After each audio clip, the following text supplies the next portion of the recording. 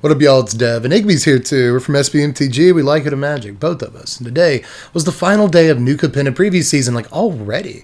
This is the fastest preview season ever. It went by super quick, but either way, last day of preview season as usual is going to be a big old dumpski of common and uncommon cards and whatnot to sift over, and I've done you the favor of doing that. Now we'll kick off the day by looking at some treasury stuff that we saw this morning to finish the set off. And I know I've gotten the take online and in my comments section that treasure's a bit oversaturated in this set, and maybe that'll bleed over into standard and there'll be too much treasure in standard.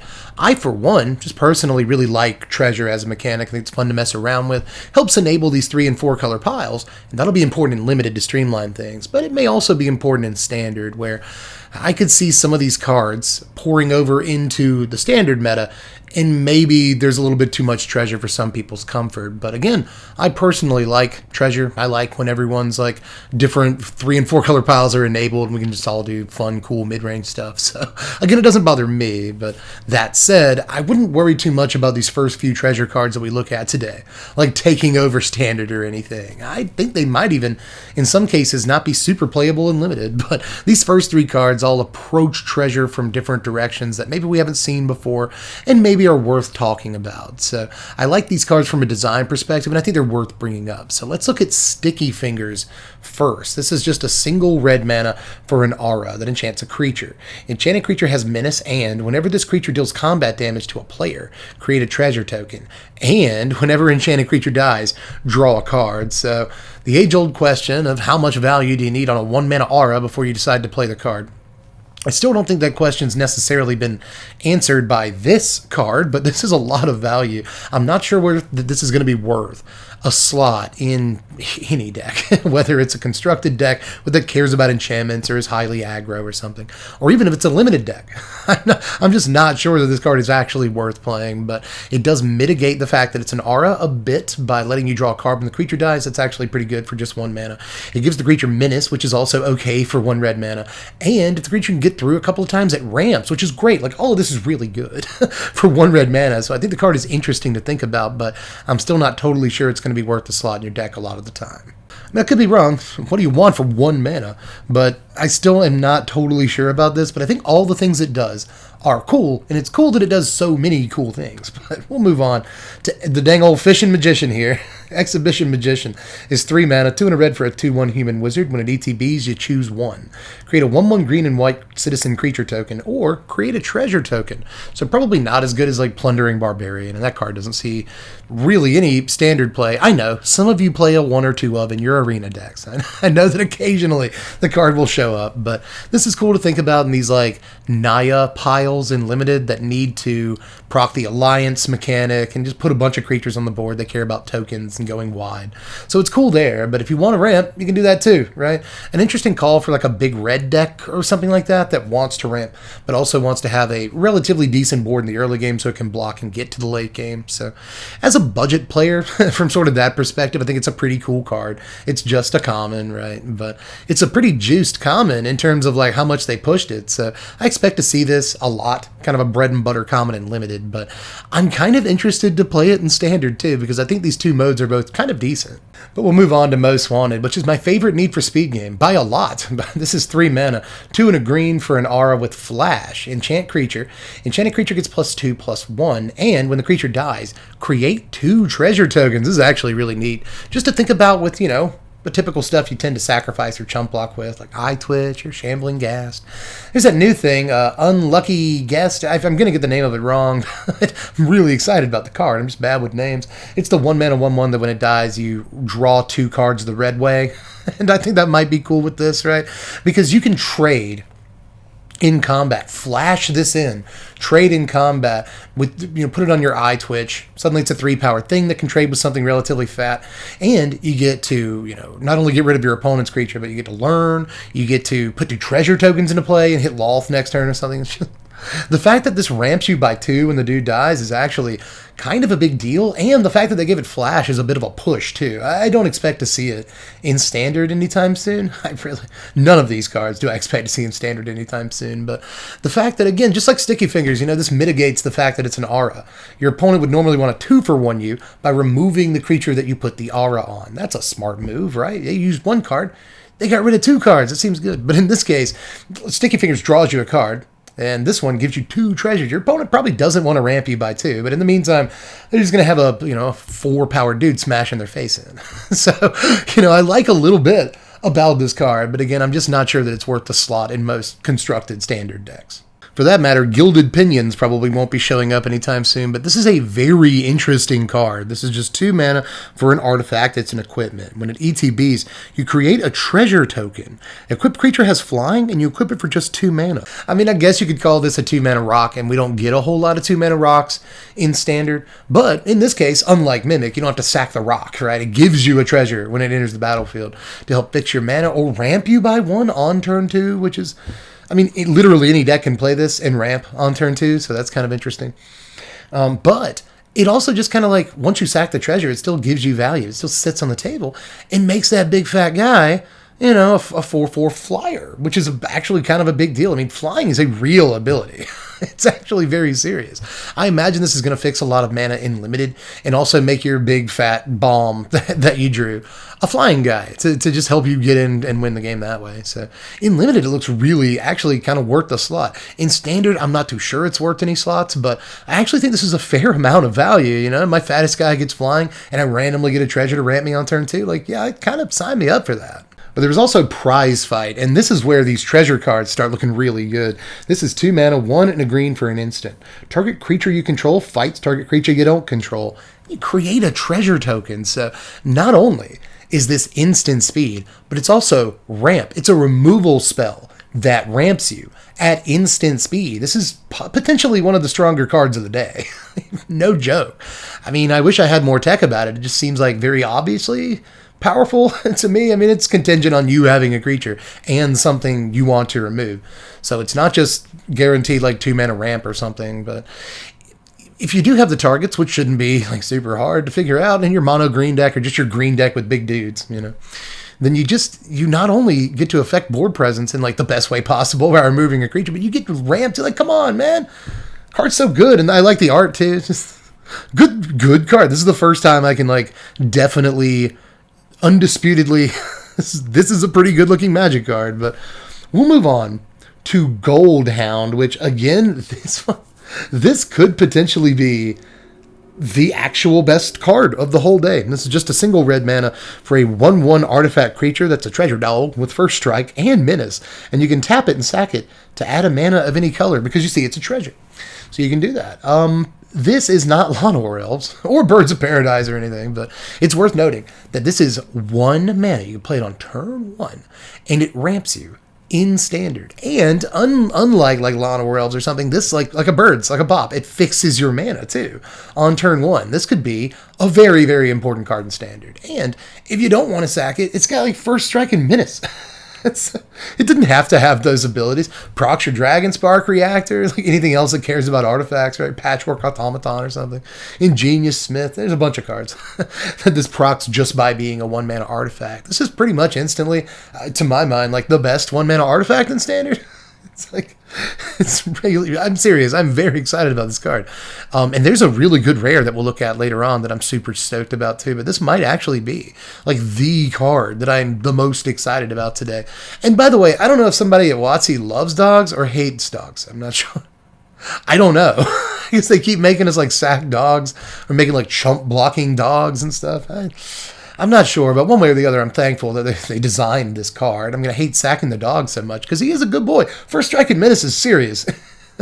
First strike on a 1/1 even for 1 mana. We saw a Fervent Champion all last season. That's actually can be a great ability. So I don't know, guys. This looks like a really, really good card to me. And if they would have made it a rare, I guess I wouldn't have liked that, but I would have understood it because this could be one of the most impactful cards in the entire set we're looking at right here. It could. But let's move on, everybody. I gotta calm down. That is a hot dog right there. Let's look next at a sideways reprint. This is Corrupt Court Official. Let's bring it down a little bit.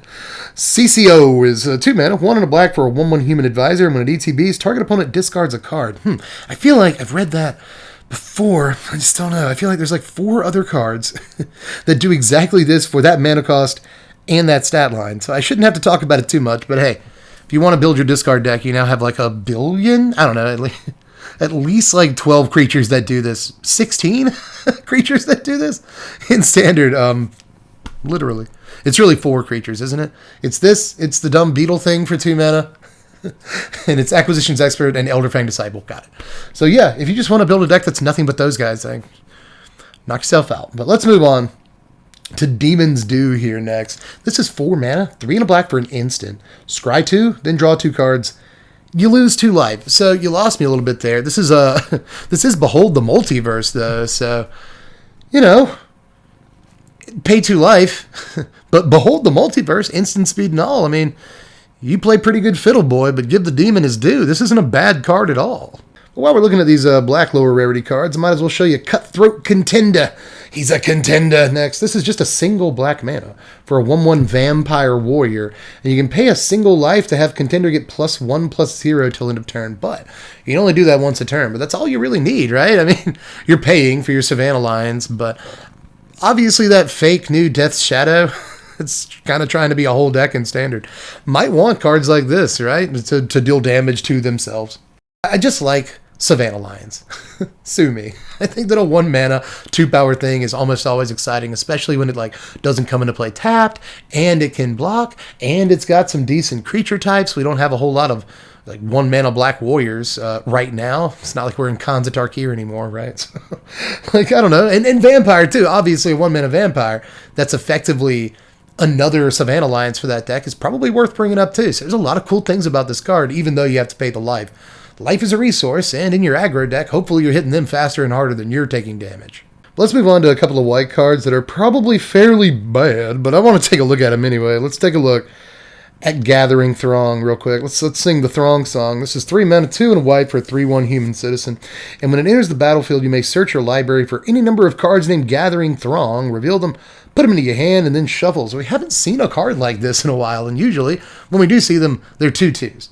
But in this case, 3 1s. That means you go and search your deck for a total of 9 power, and then eventually you'll have 12 power out. You play this. So, I don't know. These cards usually don't see too much play in standard or anything, but they're cool. And remember, too, in Limited, the super secret special rule that if you draft or get in your sealed pool more than 4 copies of a card, you can play them. It's fine. If you somehow happen to draft 6 copies of this, people passing you Gathering Throngs or whatever all draft, and you can play all the copies. It's fine. There's no rule against that, turns out. So neat, unless they've changed that in the last few years, but I don't think so.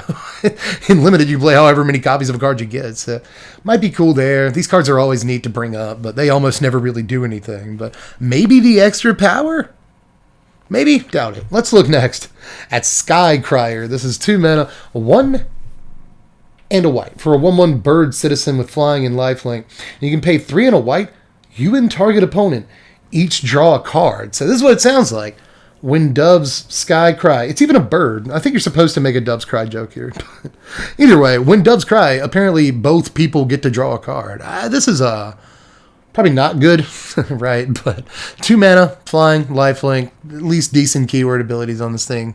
But what you really want to do is the group hug ability, which it might fit into like certain group hugs commander decks, especially since those decks are kind of lax on 2-drops in the first place. So it might fit right in there. But I will say, oh, and it doesn't say each player draws a card, by the way. It's just you and target opponent. So it's good for politics on a commander table too. But in any case, I don't think the card sees like any standard play, but it is neat to point out white cards that draw cards. Even though this is probably not what you want, it is worth noting that you can like do this at the end of your opponent's turn, and then theoretically you get to use your card first.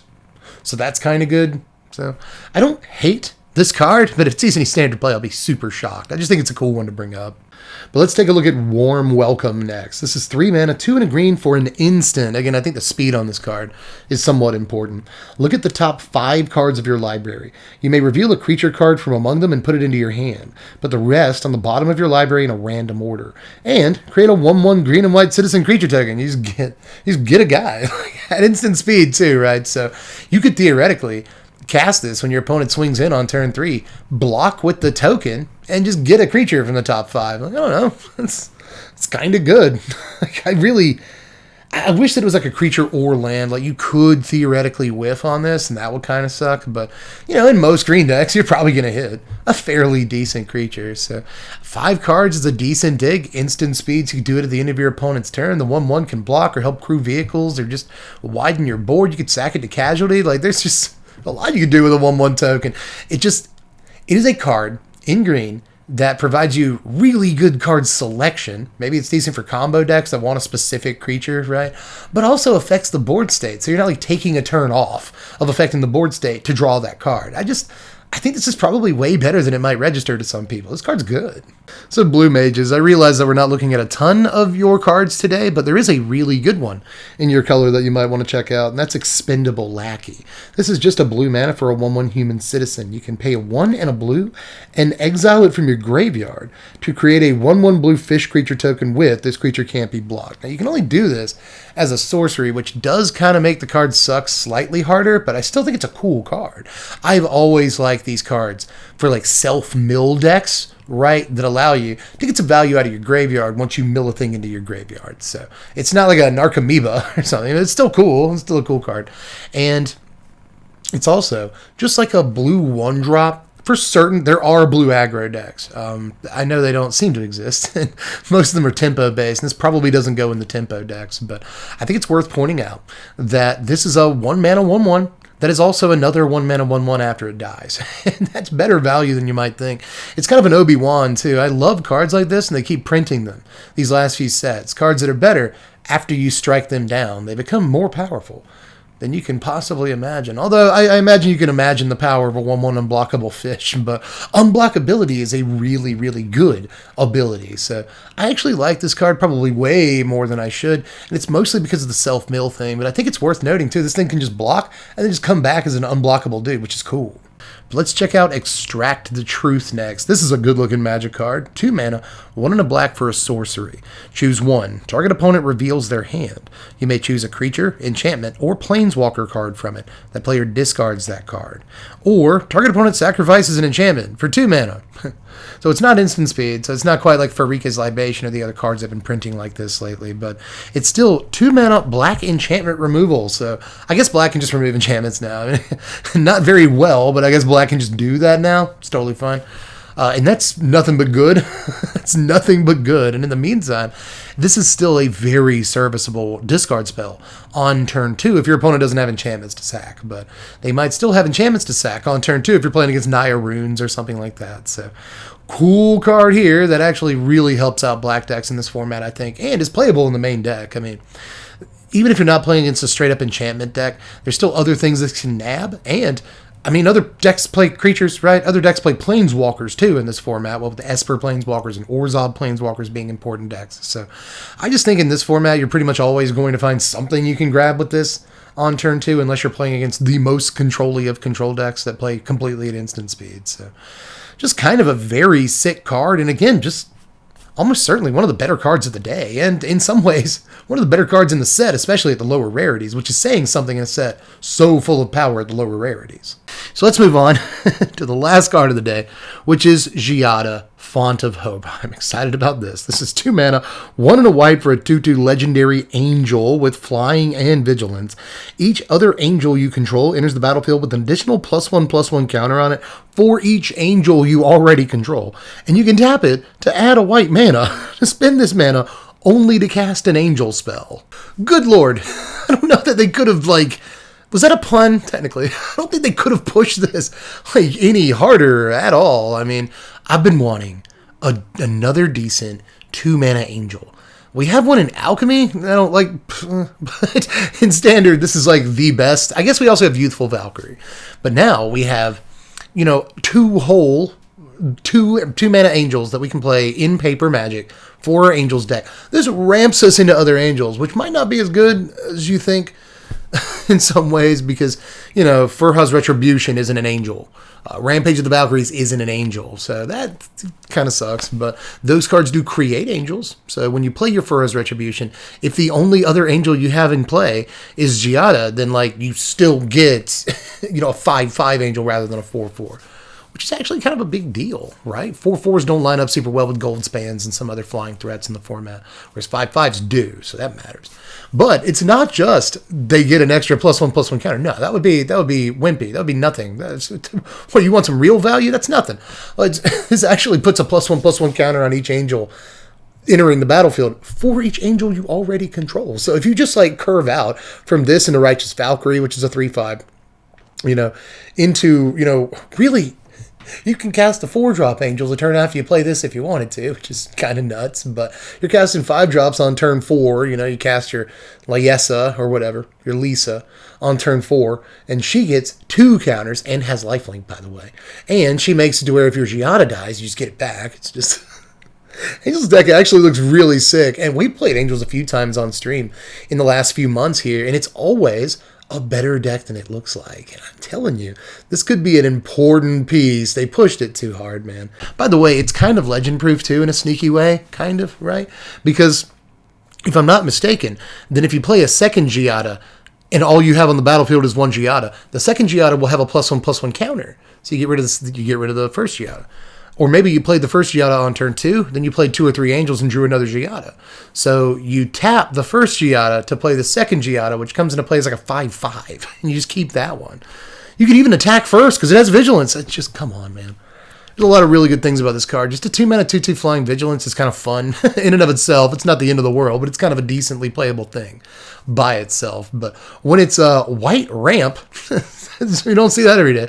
When it's white ramp that just also makes your stuff bigger, like your already kind of big stuff even bigger, and helps you hit these 5 and 6 drops. It's just like, I think that there might be better cards from today that end up seeing more standard play in more decks, like the Corn Dog, the Golden Retriever, the Treasure Dog, which is not named Golden Retriever, by the way. I think you missed a trick there, Wizards. But that card is probably more impactful on standard. Extract the Truth, which always makes me think of dentistry, so I don't like that, but it's a good-looking discard piece that also kills enchantments and stuff. Like, there are probably more impactful cards from today, but this is easily my favorite card from today, and I can see why they saved this rare for the last card previewed in the entire set, because it is pretty hype. I mean, boy, have I been trying to make Angels work for a while, and this sure looks like the piece that's going to make it happen. Ultimately, it could be the deck's salvation. I tried to work in another pun there, but anyway, that's all for preview season, you guys. We've got a bunch more content, though. Don't worry. I'm still here. Even with bad internet. The internet is still so bad. We're coming up on 2 weeks without real internet here. It kind of sucks as a content creator. But thanks, everybody who has stuck in for preview season. We've gotten fewer views on this preview season than normally. And that's probably because the videos come out like next day. And preview season is very time sensitive. Whoever gets content out first wins, and I've lost that battle. So thanks everyone who did stick around for preview season. I really appreciate you, and we've got more content coming up. Top 10 sleepers in the set, top 25 cards, and considering I think that this limited environment is going to matter more than usual because they're doing pre-release first before the set releases on Arena and all that. You will get a pre-release guide for the first time in what feels like mini sets. We haven't done a pre-release guide in a minute here, but I know that there are many of you out there that enjoy those. So look forward to that and a bunch more content, right? So we got decks to do too. Seems important. We're going to review the set. First time we've ever done that. But I think we might start doing that from here on out. But a lot of stuff to get excited about. If you want to help out, support the content, or pick what you want to see first, check out patreon.com/SBMTG. Link in the description there. Just $1 a month to vote on content. You can also check me out on twitch.tv/SBMTGdev. Another link in the description. SBMTGdev. As soon as we get the internet, we'll be on Twitch. I promise you all. Aside from that, like, subscribe if you want that content that I previously mentioned. Or if you just haven't subbed yet, but like you watch all my preview videos, like, what? Come on, man. Give me a chance. Sub. But aside from that, I guess I'm done for this one. So get at me in the comments section. How do you feel about the set? What are your favorite cards from today? What are your favorite cards from the set? There's a lot to talk about. Get at me down there. But I'm done for this one, so I'll catch you cats later. It's been a great preview season. Thanks again, everybody. Spread love and be kind.